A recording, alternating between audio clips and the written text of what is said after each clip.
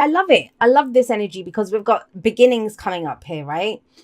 Um, I'm gonna have a look at what's coming up underneath this because that's the way I do it in the personals. That comes from the bottom of the deck. So what else is at the bottom of the deck? Why? What's led to this? Very much like Scorpio's reading. They're looking to establish something solid, real, long-term security with the Ace of Pentacles. You're looking to start something. I mean, I said this to them, I'll say it to you.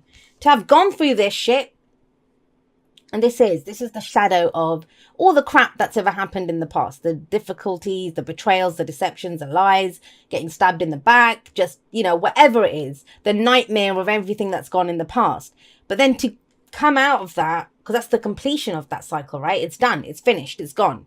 The writing's on the wall. We know who to trust, who not to trust. We know all of that. We might have trust issues sometimes after the Ten of Swords, but, we know to be able to have this, to have a full cup, to consider potential for new happiness. Oh, this is going to make me happy, right? Ace of Cups is new love, new happiness, whatever. And love isn't romance. Can be romance, but it's not only romance. It can be a new job or something new that makes us very happy, whatever it is. And the aces are always ours. So this is all about what's in my cup. How do you feel?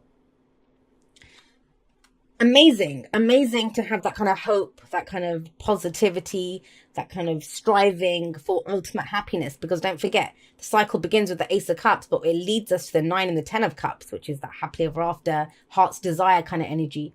To have that after this, amazing, Sagittarius. Pats on the back all around for everyone. Now, I understand that. Like I said, that's a shadow, right? It can be the nightmare of stuff that's happened in the past. Is that why you have the Strength card coming up at the heart of your reading now? This could be Leo energy. We have Aries, Leo, Sagittarius. We have you guys there. Fire energy, a lot of fire energy coming up. But the signs don't own the cards. Remember that. They just lend their energies or characteristics. And with the Strength card coming here, this might be reminding you. I had this conversation actually with a Gemini friend of mine. I talked about it in the Gemini reading as well. Where, one of the strengths that we have that's shown by this card is endurance.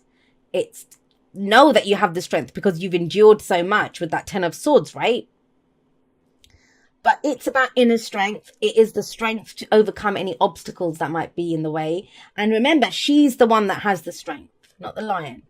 She's kind of checking his teeth. I don't know what she's doing, but she's the one that has the strength. She's that has that courage.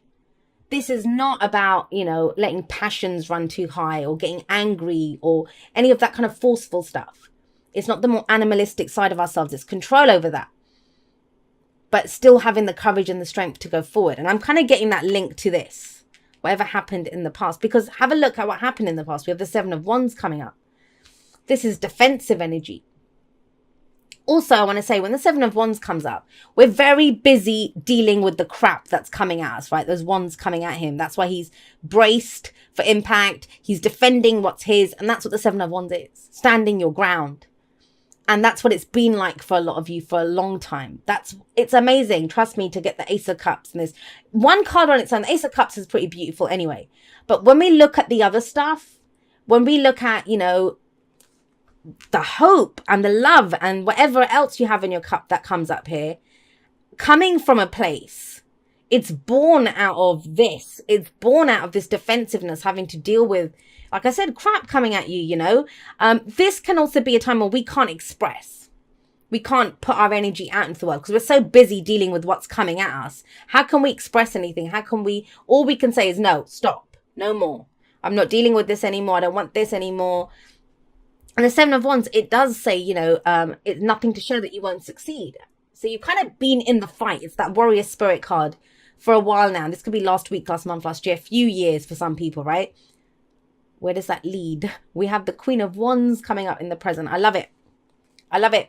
Because this is not now, you're not fighting stuff. You're not braced for impact. None of that.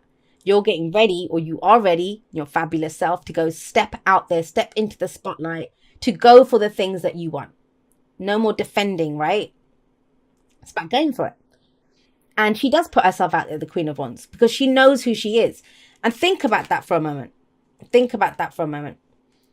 Having gone through whatever comes through here, and there's a card from the Wisdom of the Oracle, chaos and conflict, or when we've gone through difficult time, it shows us what our true colors are. It shows us who we truly are. It's, anyone can be a bloody warrior sat on that's not even a warrior.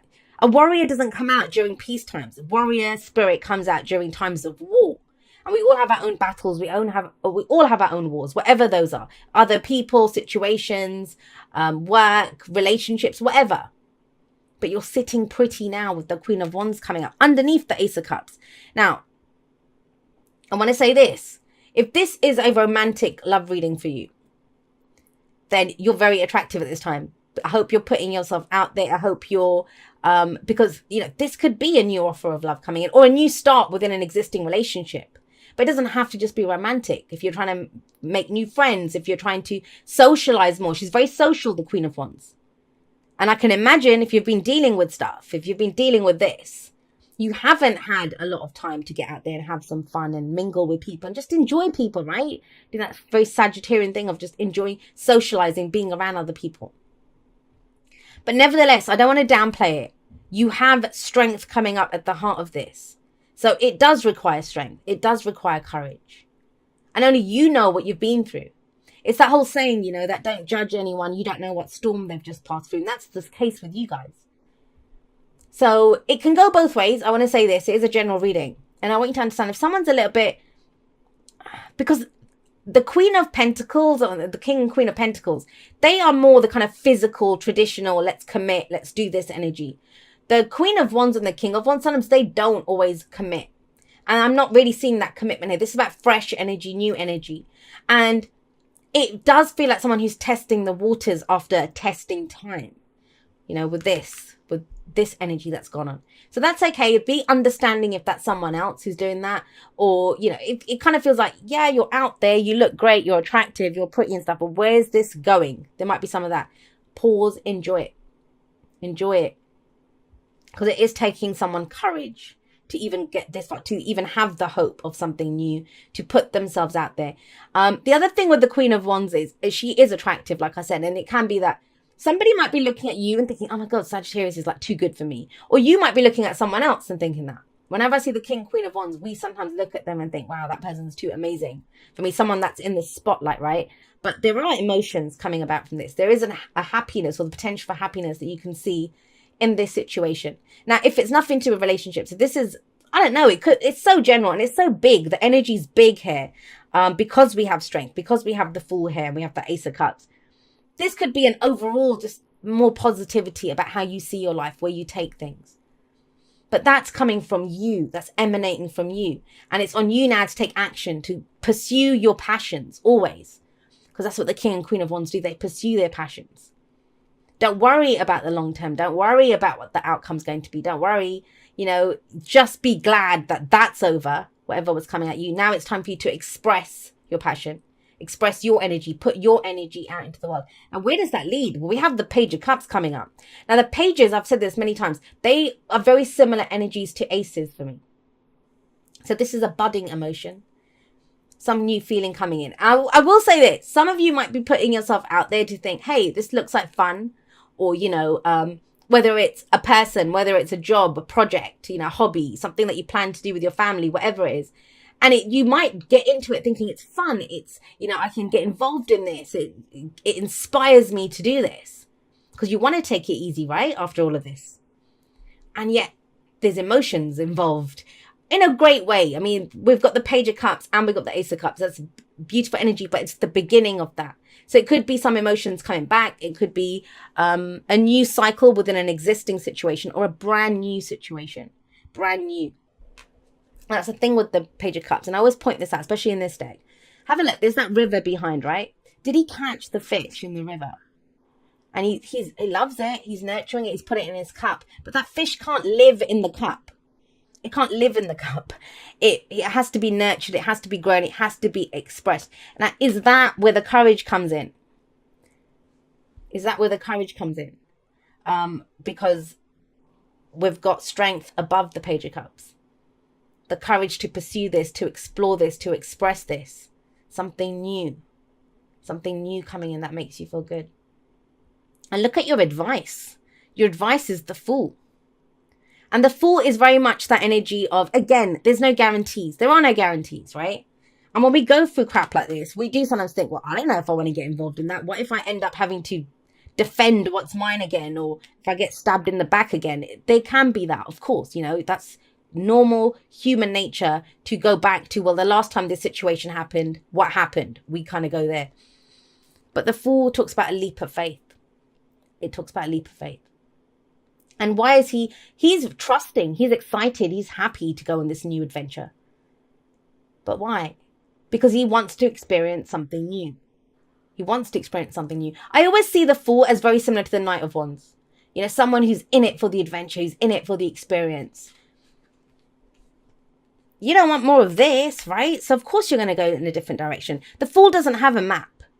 So for all of those people that want guarantees, because that can be the kind of, I'm kind of getting that here, that, and it's not because, you know, what will happen, will this happen? It's not that kind of energy. It's more like, I don't want to repeat of the past. That's what's coming. I don't see that happening. The kings and queens, all of the court cards from Wands, they all go in different, they always go in a different direction because they feel something. They're true to how they feel in that moment. They're true to what inspires them in that moment. And if you do that, the emotions come through it. And this could be quite kind of surprising to you, that there's emotions behind this when you might be looking for something lighter. But that's what the Fool is asking you to focus on. What is lighter here? What is, you know, something new that you want to go with? And like I said, he doesn't have a map. And I always refer, if you've ever played Minecraft, any of you that have, in Minecraft, when you get a map, the map's only populated by the areas that you have been. And that's kind of why he doesn't have a map, because he doesn't want to go where he's been. He wants to go somewhere new, right? That's why it's a leap of faith. He doesn't know what's going to happen. But the point is not where he's going. The point is that he takes that leap of faith to say yes. And you don't have to have faith in your path. You don't have to have faith in what's going to come up. If you've already dealt with this, trust me, you know how to deal with it again. And you'll deal with it even better. The example that I always give when this kind of energy comes up is, and I've said it a couple of times actually in this batch, is I don't know if you've seen that movie Groundhog Day. There's so many movies like that. You know, where the character repeats the same day again and again and again. In Supernatural, there was an episode where Sam had to do the same day again and again. But, you know, it's that kind of energy. Now, think about it. Even if the same events happen every single day, even if the same cycle comes about, this is fears of the past, right? You're different. The day isn't exactly the same. It might be the same car coming around the corner. It might be the same person saying the same thing to you, whatever. Everything's the same. But you're different because you've experienced it before. You're taking that knowledge with you into the new day.